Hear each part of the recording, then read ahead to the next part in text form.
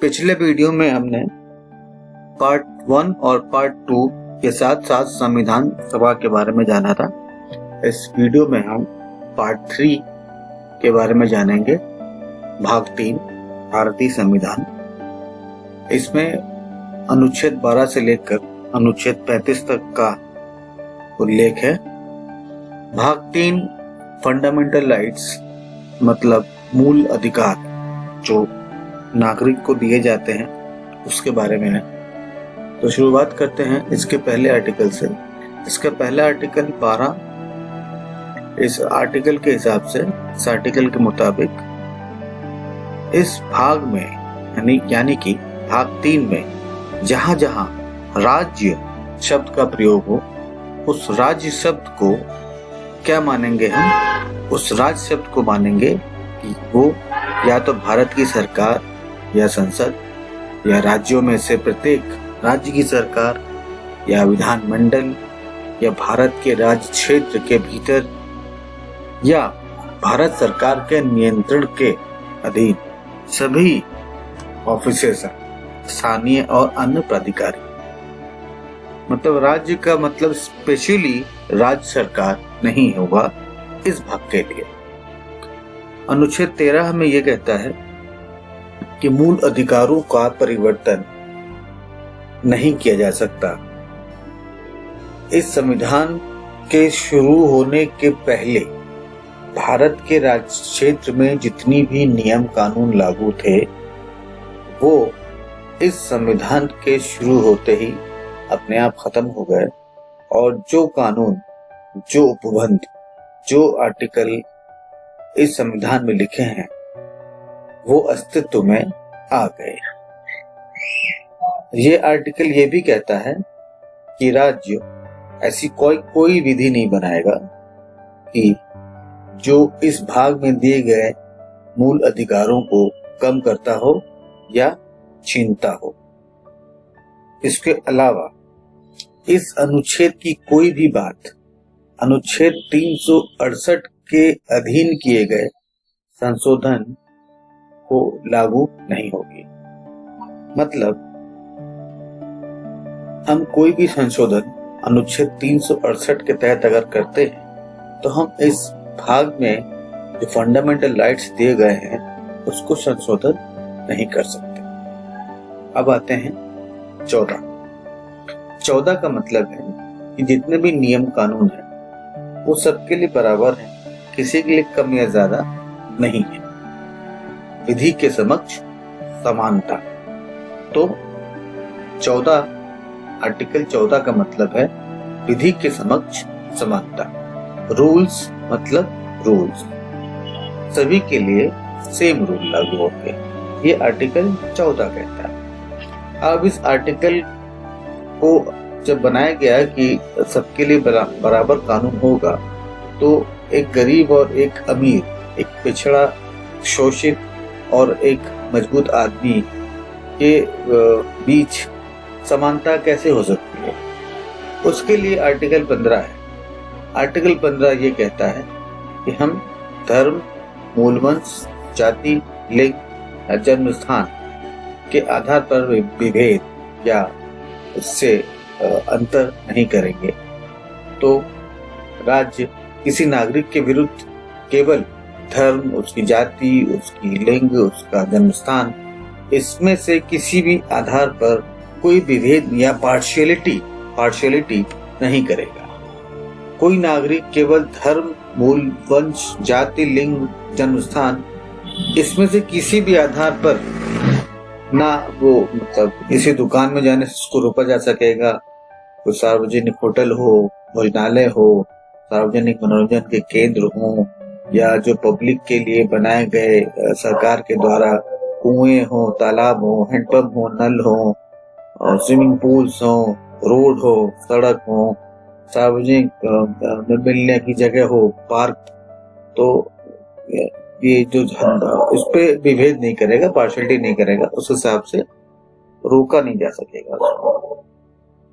अभी सबरीमाला केस अगर आप देखेंगे तो काफी हद तक आर्टिकल 15 से रिलेट करेगा आपको।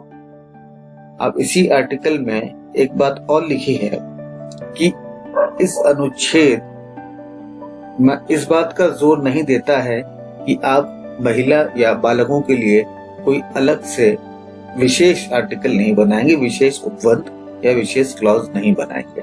मतलब कि महिला और बालकों के लिए आप अलग से एक उपबंध बना सकते हैं।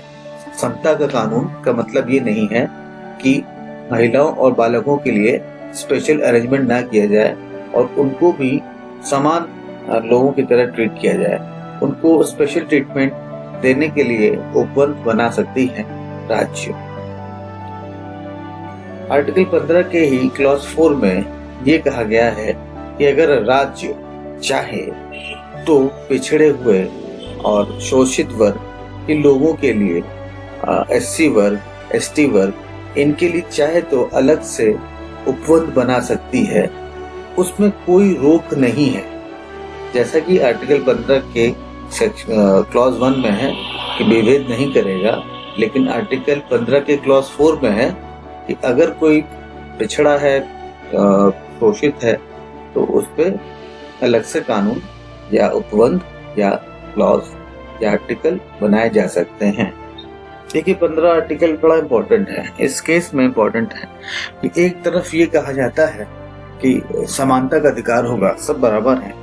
दूसरी तरफ चूंकि लगा बाद में संविधान विशेषज्ञों को कि 14 का मतलब एक मोटा मोटी तौर पर हो गया कि सब लोग बराबर हैं, और 15 में ये किया गया कि 14 की बात को सच करने के लिए, एग्जैक्ट झूठ नहीं कह सकते उसको, तो उसको बराबर करने के लिए आरक्षण भी लागू हो, स्पेशल क्लॉज भी लागू हो, आयोग भी, स्पेशल आयोग जैसे महिला आयोग है, पिछड़ा वर्ग आयोग है, SC ST आयोग है, तो इसको समान करने के लिए ये आर्टिकल 15 का निर्माण हुआ है। अब आर्टिकल 16 में आते हैं। आर्टिकल 16 ये कहता है कि लोक नियोजन यानी पब्लिक प्लानिंग में, यानी कि गवर्नमेंट कोई प्लानिंग करती है, किसी पर्टिकुलर कोई स्कीम लाती है, तो उसमें सबको बराबरी का मौका मिलेगा। अब इसमें एक चीज देख लीजिए आप, अगर कोई पब्लिक की स्कीम है, गवर्नमेंट के द्वारा बनाई गई है, तो उसमें समानता एग्जैक्ट आती कहां से है? एक मिडिल क्लास को फ्री का आवास नहीं मिलेगा, एक लोअर क्लास को, लोअर मिडिल क्लास या कम इनकम वाले को आवास मिलेगा, या उसको डूडा की तरफ से या सूडा की तरफ से फ्री मकान मिलेंगे या कम पैसे के मकान मिलेंगे।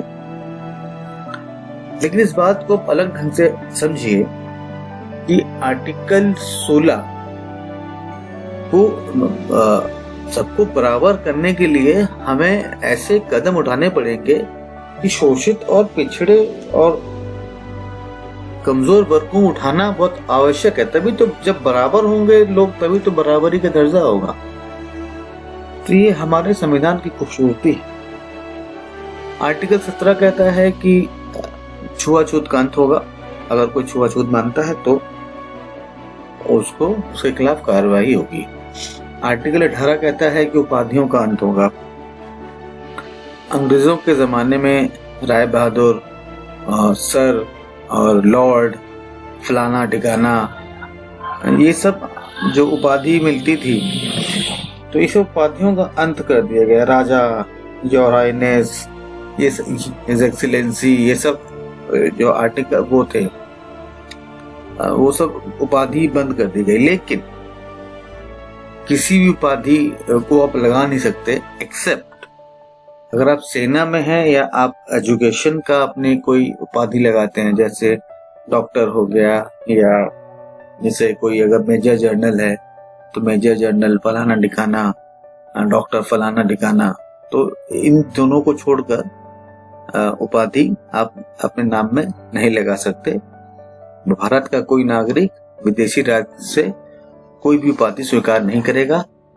कर सकता है अगर उसको राष्ट्रपति से परमिशन मिल जाए, और राज्य के अधीन काम करने वाले व्यक्ति बाहर से कोई भेंट या उपाधि नहीं ले सकते। राष्ट्रपति की सहमति की आवश्यकता पड़ेगी। अब आते हैं आर्टिकल 19 में, 19 इसमें स्वतंत्रता का अधिकार है। तो 19 ये कहता है कि आप कुछ बोल सकते हैं, आपको बोलने का अधिकार है, आपकी अभिव्यक्ति का अधिकार है, आप शांतिपूर्वक और बिना मारपीट किए आप सम्मेलन कर सकते हैं, आप क्लब बना सकते हैं, आप ग्रुप बना सकते हैं, आप एसोसिएशन बना सकते हैं, आप भारत के राज्य क्षेत्र में कहीं भी रह सकते हैं, कहीं भी घूम सकते हैं, कहीं भी सेटल हो सकते हैं, कोई भी नौकरी कर सकते हैं, वहां पे कहीं भी कोई भी व्यापार कर सकते हैं। तो ये सब चीजें आर्टिकल 19 में है। आर्टिकल 19 पे आधारित एक फिल्म बनी थी अभी कुछ दिन पहले, आर्टिकल 19, उसमें आयुष्मान खुराना थे। तो article 19 basically freedom, right of freedom.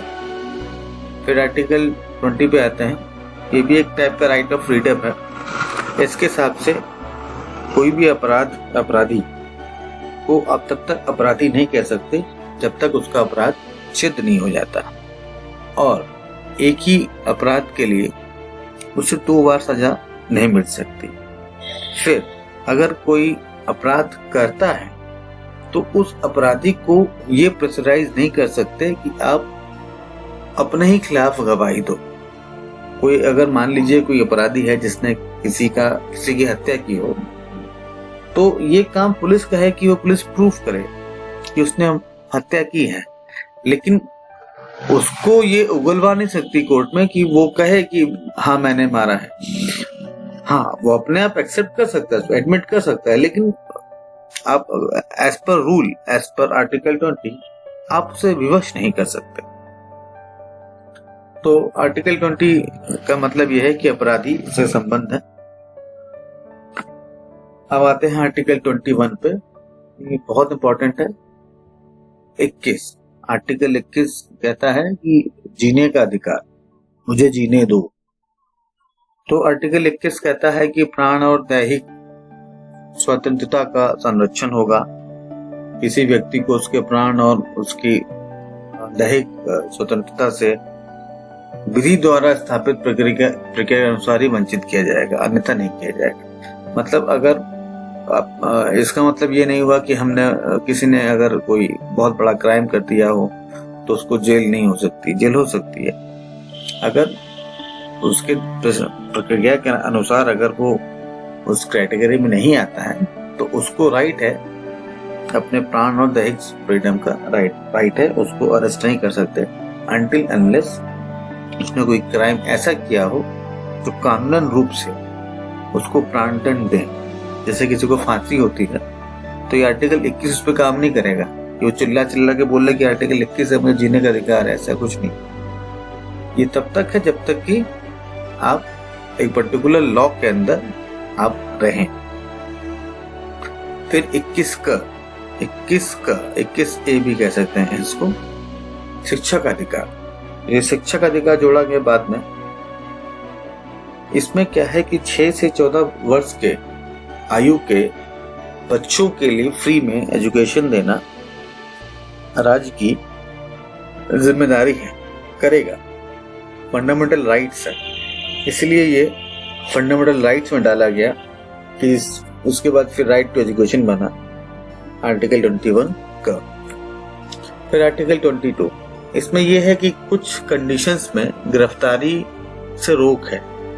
जैसे कोई व्यक्ति अगर अरेस्ट हुआ है तो उसको पहले बताया जाएगा कि आपने क्यों अरेस्ट किया। उसको फालतू फंड में आप कस्टडी में नहीं रख सकते।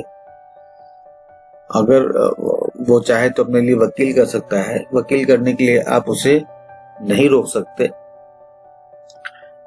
और जिस आदमी को गिरफ्तार किया गया है, गिरफ्तार करने के 24 घंटे के अंदर उसको निकटतम मजिस्ट्रेट के पास ले जाइए। 24 घंटे के अंदर उसको ले जाना अनिवार्य है।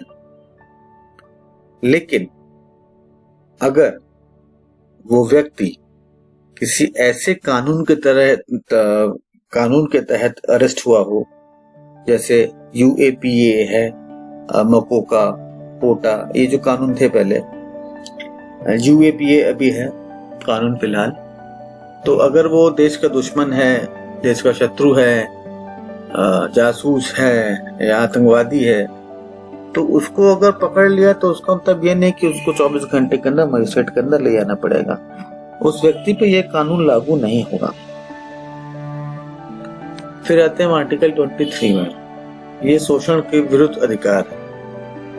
आर्टिकल 23 कहता है कि आप किसी से जबरदस्ती काम नहीं करवा सकते, आप मनुष्य मानव का व्यापार नहीं कर सकते, आप फ्री में काम नहीं करा सकते, आप जबरदस्ती काम नहीं करा सकते। लेकिन आर्टिकल 2 अलग कहता है।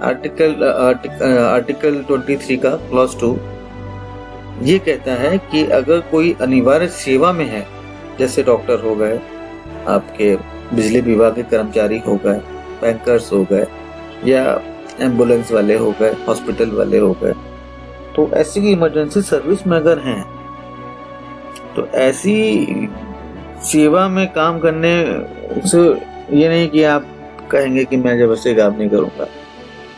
तो दूसरी बात है इसमें ये भी है कि ऐसी अनिवार्य सेवा के लिए भी केवल धर्म, मूल, वंश, जाति, वर्ग इनमें से किसी को आधार नहीं बनाया जाएगा।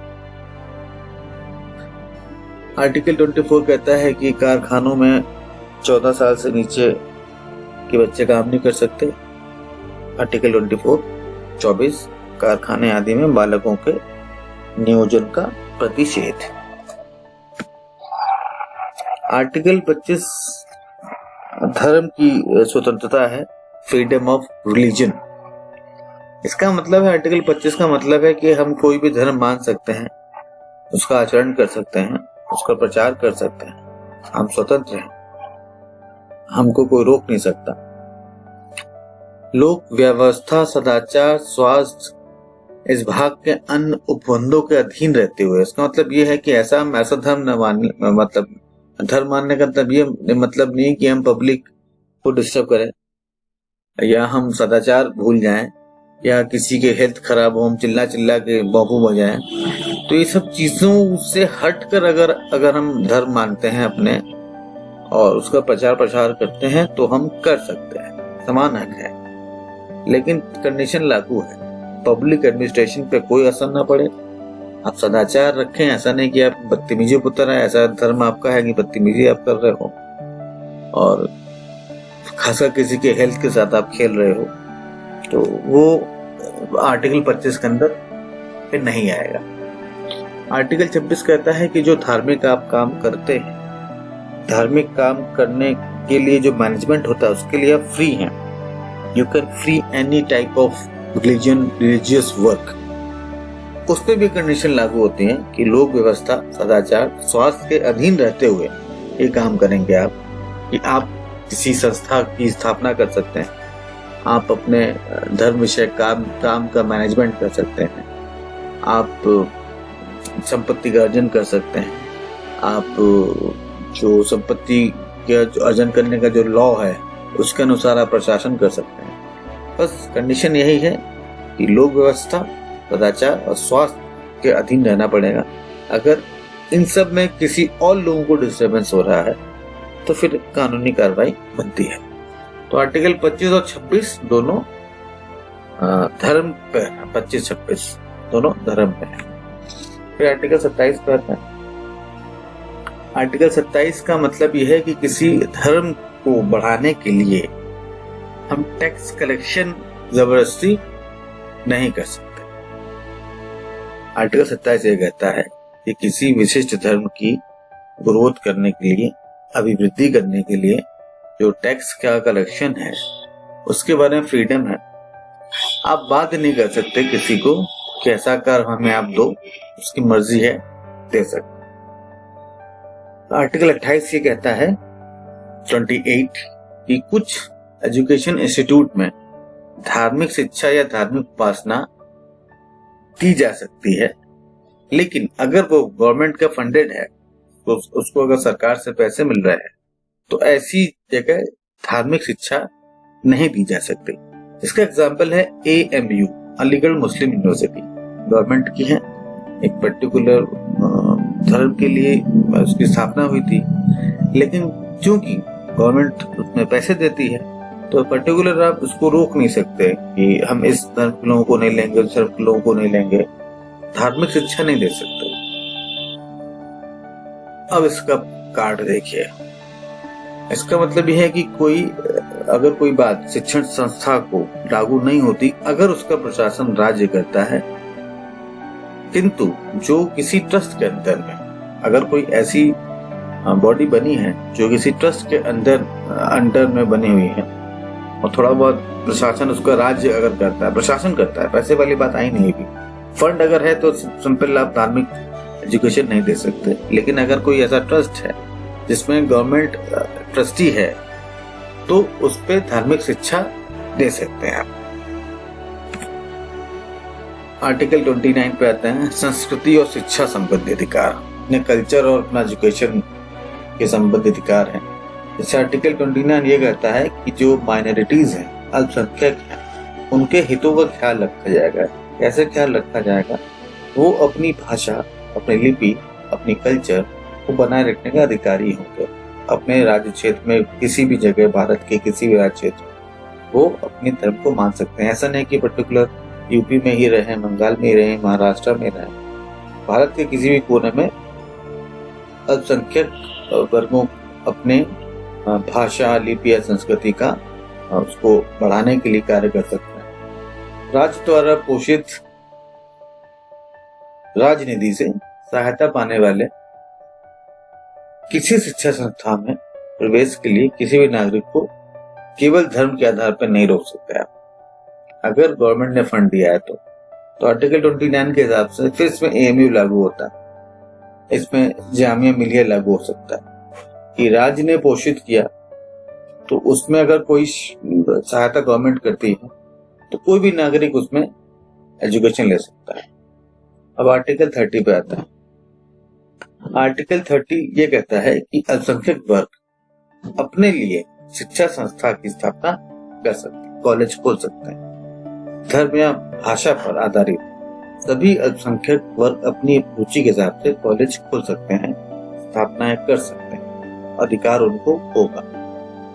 बस बात फर्क वही है कि गवर्नमेंट का फंड नहीं होगा। फिर आते हैं आर्टिकल 31 पे। आर्टिकल 31 जो है वो भी डिलीट हो चुका है, हटा दिया गया है 1978 में। इसको 44वां संशोधन किया गया था, 44th अमेंडमेंट के तहत हटा दिया गया था। इसके पहले 1978 के पहले जो प्रॉपर्टी होती थी वो जिसके नाम पे होती थी वो उसका मालिक होता था लाइफ टाइम के लिए। लेकिन अब ये हो गया है कि उसके आप मालिक तो हैं लेकिन एज पर लॉ मालिक।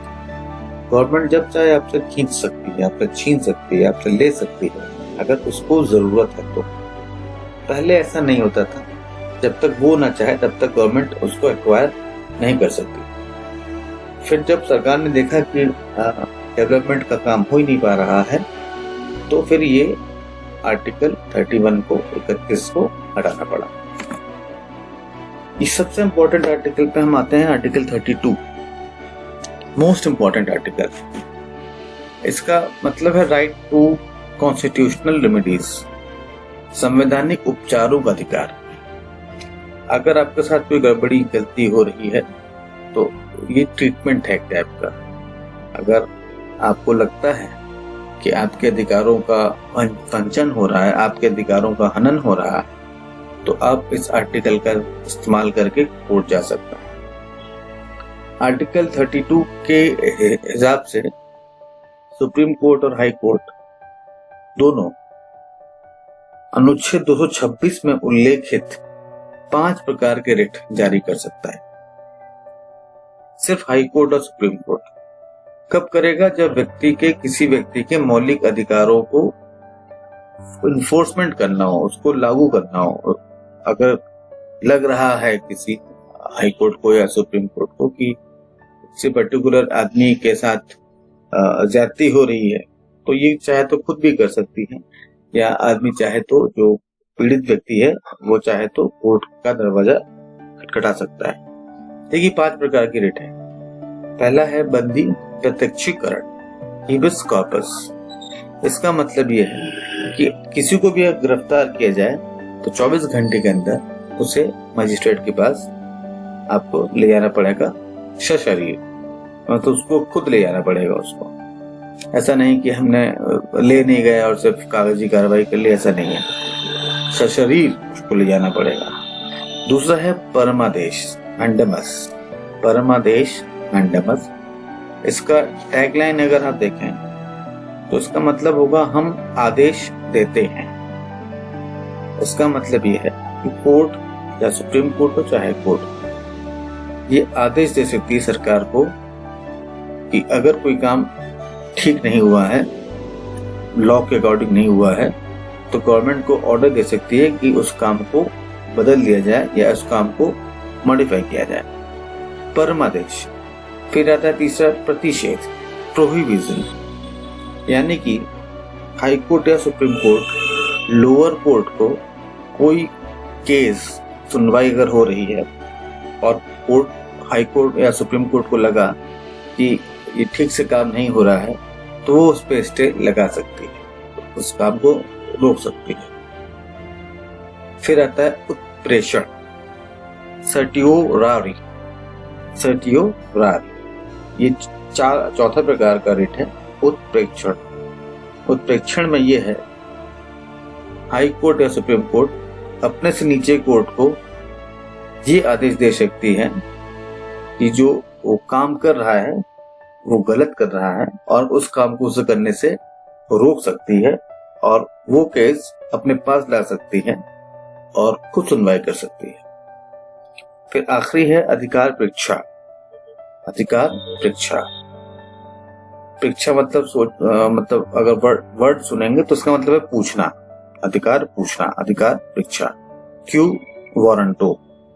तो इसका टैगलाइन अगर आप देखेंगे तो आपका अधिकार क्या है, व्हाट इज योर राइट। इसके अनुसार हाई कोर्ट या सुप्रीम कोर्ट किसी सरकारी कर्मचारी या अधिकारी से पूछती है कि जो काम आपने किया क्या वो आपके अधिकार क्षेत्र में है। अगर वो अधिकारी संतुष्ट जवाब दे देगा, संतुष्टि वाला, यहाँ उसके अधिकार क्षेत्र में है, रूल बुक में लिखा है, तो ठीक है। अदरवाइज कार्रवाई के साथ साथ सुप्रीम कोर्ट या हाई कोर्ट अपना ऑर्डर पास कर देगी। मतलब आप एक वादी हैं, आप एसडीएम के पास गए, आप डीएम के पास गए, तो जो रूल्स है डीएम और एसडीएम के पास जो अपने अपने अधिकार क्षेत्र है, उसके बाहर अगर उसने काम कर दिया और आपको लगता है कि उसके अधिकार क्षेत्र में नहीं आता है, तो सुप्रीम कोर्ट या हाई कोर्ट क्यू वारंटो जारी कर सकते हैं। आर्टिकल 33 और आर्टिकल 34। आर्टिकल 33 ये कहता है कि जो आर्म फोर्स है, सशस्त्र बल है, उसके सदस्यों के मौलिक अधिकारों को प्रतिबंधित करने का अधिकार देता है। जैसे हमने आर्टिकल 21 देखा था, जीने का अधिकार, लेकिन आर्टिकल 33 ये कहता है जो सशस्त्र बल के सदस्य है, जैसे army, navy, air force, paramilitary force, उसके जो मौलिक अधिकार हैं उसको वो मौलिक अधिकार में धार्मिक स्वतंत्रता का है, राइट टू स्पीक है, ये सब अधिकार जो हैं वो इसको रोक सकती है उसके अपने कर्तव्य को निर्वहन करने के लिए। क्योंकि मान लीजिए अगर बॉर्डर में आर्मी वाले लोग बैठे हुए हैं, कोई इस्लाम पे चर्चा कर रहा है, कोई सनातन पे चर्चा कर रहा है, कोई क्रिश्चियनिटी पे चर्चा कर रहा है, कोई बौद्ध पे चर्चा कर रहा है, बुद्धिज्म पे चर्चा कर रहा है, या उसको पढ़ाने लग रहा है, तो इससे गड़बड़ी फैल जाएगी। इसलिए ये सब चीजों से दूर रखा गया उनको। आर्टिकल 34 ये कहता है कि किसी अगर क्षेत्र में, भारत के किसी कोने में, जैसे जम्मू कश्मीर में लागू था, सैनिक शासन था, सैनिक था, असम में लागू था, तो अगर किसी क्षेत्र में पर्टिकुलर मार्शल लॉ लागू है, तो भी जो वहां की जनता है, वहां की जनता के मूल अधिकार को कम किया जा सकता है या वंचित किया जा सकता है। फिर आते हैं आर्टिकल 35 पे। आर्टिकल 35 पे कुछ नहीं है। आर्टिकल 35 पे ये है कि इस जितने भी इसमें भाग लिखे हैं उसको प्रभावी करने के रूल्स लिखे हुए हैं इस आर्टिकल में। इस आर्टिकल का मतलब ये है कि आर्टिकल 13 से लेकर आर्टिकल 34 तक, फ्रॉम 13 टू 34, क्योंकि 12 आर्टिकल तो सिर्फ डेफिनेशन देता है, तो आर्टिकल 13 से लेकर आर्टिकल 34 तक उसको इन्फोर्समेंट करने के लिए जो रूल्स हैं वो इस आर्टिकल में लिखे हुए हैं। मान लीजिए कि आखिरी जो है वो ये आर्टिकल है कि इसको बताया गया है कि इस भाग में जितने भी हमने आर्टिकल लिखे हैं उसको लागू करना ही करना है। एक आर्टिकल 35A है जो अभी 5 अगस्त 2019 को हटा दिया गया। उसमें ये था कि जम्मू कश्मीर के जो राज्य विधानमंडल को वहां के लोगों को परमानेंट निवासी घोषित करने का पावर था, तो वहां के नागरिकों को स्पेशल अधिकार देने का पावर था, जैसे कि यहाँ के लोग जाके वहां पे ना जमीन ले सकते थे ना ही परमानेंटली रह सकते थे। तो ये आर्टिकल को 2019 में हटा दिया गया है। तो ये था हमारा पार्ट 3। नेक्स्ट वीडियो में हम पार्ट 4 देखेंगे। Thank you.